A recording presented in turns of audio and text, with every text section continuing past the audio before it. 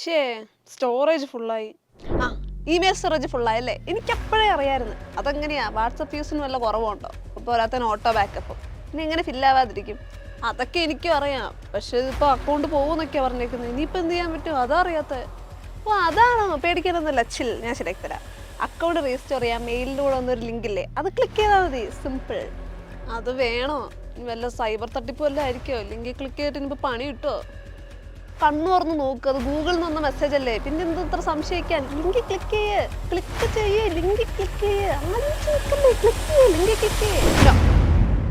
തട്ടിപ്പിന്റെ പുതിയ വേർഷനാണത്. Email storage ഫുള്ളായെന്ന് പറഞ്ഞ് ഇതുപോലെ ഒരു ലിങ്ക് ക്ലിക്ക് ചെയ്താൽ നിങ്ങൾ തട്ടിപ്പുകാരുടെ വെബ്സൈറ്റിലേക്ക് എത്തും. അതുവഴി നിങ്ങളുടെ കമ്പ്യൂട്ടറിലേക്ക് വൈറസുകളും മാൽവെയറുകളും കയറാനോ ബാങ്ക് അക്കൗണ്ട് വിവരങ്ങൾ കൊടുത്തിട്ടുണ്ടെങ്കിൽ പണം നഷ്ടമാകാനോ ചാൻസ് ഉണ്ട്.